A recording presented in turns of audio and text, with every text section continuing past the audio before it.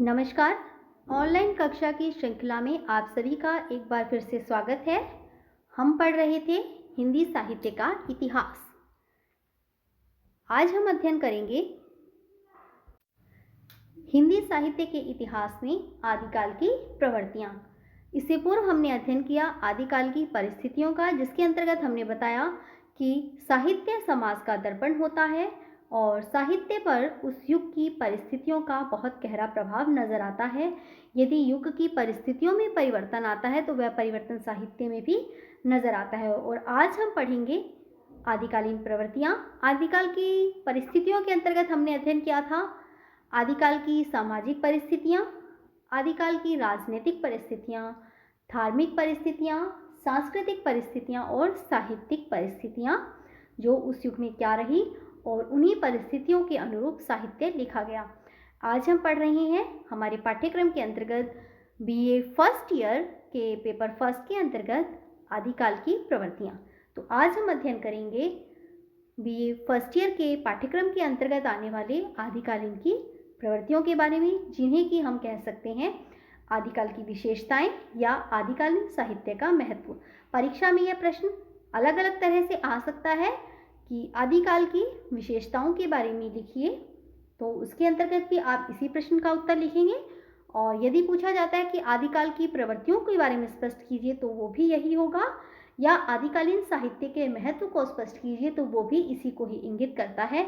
या प्रश्न पूछा जाए कि आदिकाल के भाव पक्ष और कला पक्ष को स्पष्ट कीजिए, तो वो भी आदिकाल की प्रवृत्तियों के अंतर्गत, विशेषताओं के अंतर्गत ही आता है। आइए शुरू करते हैं आदिकाल की प्रवृत्तियां। आदिकाल की मुख्य प्रवृत्तियों के अंतर्गत आती हैं जो वो हैं वीर रस प्रधान काव्य। सबसे पहले तो आदिकालीन जो काव्य था वो वीर गाथात्मक काव्य था, तो उसके आधार पर ये आदिकाल की जो है प्रवृत्ति प्रमुख मानी जाती है। आदिकालीन काव्य था वो वीर गाथात्मक काव्य था और इसी का आधार था कि इसमें वीर रस की प्रधानता मिलती है। आदिकालीन कवि जो थे वो खुद कवि भी थे और सैनिक भी थे। युद्ध भूमि में जाकर वो स्वयं भी युद्ध करते थे। उनके एक हाथ में कलम होती थी तो दूसरी हाथ में तलवार होती थी। तो इस प्रकार से आदिकालीन जो काव्य था वो वीर रस से पूरी तरह से भरा हुआ काव्य था, जिसमें हम कह सकते हैं वीर रस की प्रधानता थी। तो आदिकाल की प्रथम विशेषता के अंतर्गत आता है कि यह वीर रस प्राधान्य काव्य रहा। ये सर्व माने कि इस काल में वीर रस प्रधान रचनाएं अधिक लिखी गई और इसी के कारण, इसी के आधार पर इस काल का नाम क्या पड़ा था, वीर गाथा काल, वीर गाथात्मक काव्य के आधार पर। लेखक राजा के आश्रित थे और लेखकों को ना चाहते हुए भी राजा की वीरता का, उनकी महानता का, उनकी भुजबल का बढ़ा चढ़ाकर अतिशयोक्तिपूर्ण चित्रण करना पड़ता था, जिससे कि राजा उनसे प्रसन्न हो और उन्हें प्रोत्साहित करे और उनकी जीविका का निर्वाह भी इसी प्रकार से होता था। तो उन्हें अतिशयोक्ति का चित्रण करना पड़ता था। और सभी राजा जो इस युग में रासो ग्रंथ लिखे गए आदिकाल में, और रासो ग्रंथ वीरतापूर्वक ग्रंथों को ही कहा गया, जिसमें वीर रसात्मक ग्रंथ हुए। और वीर रस की प्रधानता के कारण उस समय युद्ध के जो बादल चारों ओर मंडरा रहे थे, विदेशी आक्रमण होते, तो उस समय की जो राजनीतिक परिस्थितियां थी वो इसके लिए काफ़ी उत्तरदायित्व रही, उनका उत्तरदायी इसके लिए रहा, वो इसमें काफ़ी उनका योगदान रहा। उस समय की राजनीतिक परिस्थितियों का, उस समय का जो वातावरण था वो भी वीर रसात्मक काव्य को लिखने के लिए प्रेरित करने वाला था। देश की जो स्थिति थी वो विभिन्न भागों में विभक्त हुई, खंडित स्थिति थी। राजा एक दूसरे पर आक्रमण करते थे और जो युद्ध होते थे वो सुंदरियों के लिए होते थे, नारियों के लिए होते थे। तो ये भी स्थिति अच्छी नहीं थी और वीर रसात्मक काव्य लिखा गया। उसके अंतर्गत मैं आपको यहाँ कुछ काव्यों के नाम बता रही हूँ, जैसे कि पृथ्वीराज रासो चंद्रवरदाई द्वारा लिखा गया, बीसलदेव रासो नरपति नाल्हा ने लिखा। और ये सब जो युद्ध होते थे ये रूपवती नारियों के लिए होते थे। पृथ्वीराज रासो लिखा गया चंद्रबरदाई ने और बिसलदेव रासो नरपति नाल्हा ने लिखा। आगे बढ़ते हैं और ये एक उदाहरण मैं आपको समझा रही हूँ जो वीर रस को लेकर ही था कि 12 बरस कुकर जिए, 13 लो जिए सियार, बरस 18 क्षत्रिय जिए, आगे जीवन को धिक्कार। तो यहाँ पर ये बताया गया है कि कुत्ते की आयु जो होती है वो 12 वर्ष तक होती है। कुकर अर्थात कुत्ता 12 वर्ष तक जीता है और सियार जो होता है वो 13 वर्ष तक जीवित रहता है। और लेकिन एक क्षत्रिय की जो आयु है वो केवल 18 वर्ष तक होती थी। 18 वर्ष तक वो युद्ध भूमि में युद्ध करते करते शहीद हो जाता है।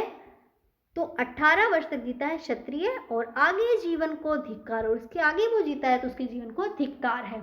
और आदिकाल के कुछ ही वीर काव्यों में साहित्यिक सौंदर्य मिलता है, वर्णन मिलता है। और रचनाओं के नाम मैं बता दूं, जैसे कि हम्मीर रासो है, इसमें राजा हम्मीर के युद्धों का चित्रण है।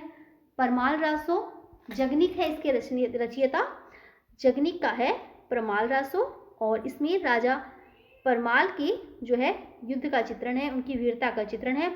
और पृथ्वीराज रासो में राजा पृथ्वीराज चौहान की वीरता का चित्रण किया गया है। अगली विशेषता है युद्धों का सजीव चित्रण। मैंने आपको जैसे कि आदिकाल की परिस्थितियों में भी बताया था कि इस युग के जो कवि थे वो केवल दरबार तक ही सीमित नहीं थे, वे युद्ध भूमि में जाकर भी युद्ध करते थे। तो वहाँ पर इनका युद्धों का जो सजीव चित्रण मिलता है, इन्होंने अपनी आंखों से उस वातावरण को देखा है, उस दृश्य को देखा जिसका इन्होंने अपने काव्य में चित्रण किया। तो इनका जो चित्रण था वो युद्धों का सजीव चित्रण रहा, जिसमें इन्होंने स्वयं भी युद्ध किया है। इनके एक हाथ में कलम थी और एक हाथ में तलवार थी। तो इन्होंने युद्धों का सजीव चित्रण किया, वीर रस के साथ साथ युद्ध कौशल की प्रस्तुति की, और उसमें आश्रयदाताओं की वीरता का, शूरवीरता का चित्रण अपने काव्य में संजीवता के साथ किया, क्योंकि इन्होंने उन्हें प्रत्यक्ष रूप से देखा था। श्रृंगार रस की प्रधानता मिलती है, क्योंकि मैंने आपको जहाँ बताया कि इस युग में युद्ध होते थे वो सुंदर नारियों के लिए होते थे, उनके सौंदर्य के लिए होते थे, तो जिसका कारण था श्रृंगार रस। तो यहाँ पर श्रृंगार रस भी इन काव्य में नजर आता है। श्रृंगार रस की प्रधानता रहती है, और वीर रस के साथ साथ जो प्रभावी रस माना गया है वो श्रृंगार रस इसमें हुआ है। राजाओं की वीरता का चित्रण तो हुआ है, परंतु राजाओं की वीरता के साथ नारियों के सौंदर्य का, राजकुमारियों के सौंदर्य का चित्रण किया गया। तो यही होता है कि राजाओं के सामने किसी रानी के सौंदर्य का चित्रण प्रस्तुत किया जाता है, और जिसको वो देखकर बड़ा ही मुग्ध होता है उससे और प्रभावित होता है, और वो उसको युद्ध लेने के लिए युद्ध भूमि पे निकल पड़ता है। तो यहाँ पर नारियाँ जो है युद्ध का एक प्रमुख कारण बनी। तो जो श्रृंगार चित्रण जिसमें रहा प्रधान, और वीर रसात्मक काव्य लिखे गए।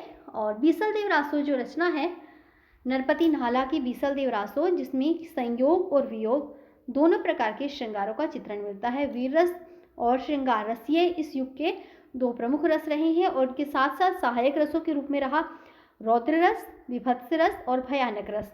और इन रसों का जो चित्रण हुआ वो है युद्ध भूमि में इन रसों का चित्रण देखने को मिलता है। आगे बढ़ते हैं और आगे देखते हैं कि कल्पना की बहुलता और ऐतिहासिकता का अभाव, ये भी आदिकाल की प्रवृत्ति रही है, जिसमें कि हमें देखने को मिलती है कल्पना की बहुलता और ऐतिहासिकता का अभाव। ये तो बिल्कुल ही स्पष्ट है कि यदि कल्पना का अधिक्य होगा, कल्पना की अधिकता होगी तो वो ऐतिहासिकता से हटती जाएगी। यदि कल्पना का बाहुल्य होगा तो ऐतिहासिकता का अभाव होना नितांत ही स्पष्ट हो रहा है, इसमें कोई दो राह नहीं है। कल्पना का बाहुल्य ऐतिहासिकता के अभाव को ही प्रदर्शित करता है, और इस काल में भी यही हुआ कि कवियों ने कल्पना की खूब ऊंची ऊंची उड़ान ली और उसे अपने काव्य में व्यक्त किया, और वो कल्पना की इस हद तक पहुंच गए कि जहां पर ऐतिहासिकता प्रभावित हुई, और जिसने ऐतिहासिकता का अभाव देखने को मिलता है, क्योंकि वो अपने कल्पना लोक में ही काव्य को पहुंचा गए। इन काल के कवियों ने कल्पना की उड़ान बहुत ही दूर तक पहुंची, और ये कारण क्या था? अपने आश्रयदाताओं की प्रशंसा करना और उन्हें प्रसन्न करना, और कल्पना जो है उनमें आश्चर्यजनकता का समावेश कर दी थी। आश्रयदाताओं की तुलना उन्होंने अद्भुत अलौकिक शक्तियों के साथ की, जो कि एक काल्पनिकता सी नजर आई, और इसमें जो है चमत्कार प्रदर्शित करने के लिए, घटना में चमत्कार देने के लिए, उस दृश्य को चमत्कारपूर्ण बनाने के लिए इन्होंने कल्पना का प्रयोग किया, और ऐतिहासिकता से ये हटते गए। ऐतिहासिकता को इन्होंने उतना महत्व नहीं दिया, कल्पना को ही महत्व दिया। परंतु साहित्य में हम आरोप नहीं लगा सकते कि इन्होंने ऐतिहासिकता को स्वीकार नहीं किया। साहित्य जो है वो आनंद के लिए लिया जाता है, उसका ऐतिहासिकता से जुड़ा होना जरूरी नहीं है, कल्पना के रूप में भी वो आनंद दे सकता है। और आगे बढ़ते हैं और अगली विशेषता देखते हैं, वो है राष्ट्रीय एकता का अभाव। इस युग में राष्ट्रीय एकता का अभाव देखने को मिला। देश क्या है, अलग अलग छोटे खंडों में बटा हुआ था। देश की जो एकता थी वो खंड खंड हो चुकी थी, और राष्ट्रीयता का अभाव नजर आया प्रभावी रूप से, और जिसमें कि जनता पूरी तरह से पराजित हो चुकी थी। प्रजा और राजा जो है वो दूसरे से अलग थे। देश अपने खंडों में बटा हुआ था, छोटे छोटे राज्यों में विभक्त हो गया था।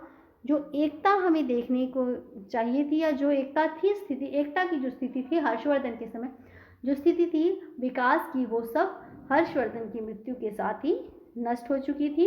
तो राष्ट्रीयता का अभाव, एकता का अभाव, वो इस युग के प्रमुख प्रवृत्ति के रूप में नजर आया। आगे देखते हैं आश्रयदाताओं की प्रशंसा। ये जो कवि थे, जैसा कि मैंने आपको बताया, चारण कवि थे। इन्होंने अपने आश्रयदाताओं की अतिशयोक्तिपूर्ण प्रशंसा की, और उस प्रशंसा के कारण ही ये जो है इनका काव्य जो है वो कल्पना की अधिकता का काव्य बन गया। इन्होंने अपने आश्रयदाताओं की प्रशंसा की, और उनके प्रशंसा से में उन्होंने उनकी धर्मवीरता का, उनके युद्ध कौशल का, उनके ऐश्वर्य का, उनका सौंदर्य का बढ़ा चढ़ाकर वर्णन किया, चित्रण किया। और यही उनका जीविकापार्जन का कारण था कि इन्हें ये कार्य करना पड़ता था। इसका चित्रण इन्होंने अधिकता से करना पड़ता था, क्योंकि इन्हीं पर इनकी जीविका आधारित थी। यदि ये अपने आश्रयदाताओं को उनकी चित्र वर्णन करके या अपने काव्य में उनकी जो है गुणों का बखान करके उन्हें प्रसन्न नहीं करते, तो उनकी जीविका इससे नहीं चल सकती। तो अपनी जीविकापार्जन के लिए, अपनी जीविका को बढ़ाने के लिए इन्हें ये कार्य करना पड़ता था। और भाषा के क्षेत्र में देखिए तो इस युग में गद्य और पद्य दोनों प्रकार का काव्य लिखा गया, और संस्कृत, प्राकृत और अपभ्रंश का भी रूप देखने को मिलता है। गद्य के अंतर्गत आया चंपू काव्य, और पद्य के रूप में भी काव्य रहा। भाषा और प्रबंध काव्य, भाषा जो है डिंगल और पिंगल। डिंगल में थी राजस्थानी और पिंगल में ब्रज भाषा। डिंगल राजस्थानी भाषा से संबंधित थी और पिंगल ब्रज भाषा से। इसके साथ साथ मैथिली की भाषा का प्रयोग किया गया, जिसके कवि थे विद्यापति, जिन्हें की मैथिल कवि कौटिल्य भी कहा जाता है। इन्होंने मैथिली भाषा का प्रयोग किया, और खड़ी बोली का भी प्रयोग किया गया। खड़ी बोली के कवि थे अमीर खुसरो। तो मैथिली के तो थे, जैसे मैं आपको बता दूं, विद्यापति, और खड़ी बोली के कवि थे अमीर खुसरो। इन्होंने अपने काव्य में जो है खड़ी बोली का प्रयोग किया। तो भाषा के क्षेत्र में ये योगदान रहा कि डिंगल, पिंगल, मैथिली, ब्रज, संस्कृत, प्राकृत, अपभ्रंश सभी का रूप यहाँ नजर आया। और डिंगल के में जो है वीरता प्रधान काव्य लिखा गया, जिसमें पृथ्वीराज रासो, परमाल रासो जैसे काव्यों के नाम आते हैं। आगे बढ़ते हैं और अलंकारों और छंदों का रूप देखें तो वीर काव्य में वीर रस की प्रधानता थी, विरोचित वर्णन था, अतिशयोक्तिपूर्ण वर्णन था।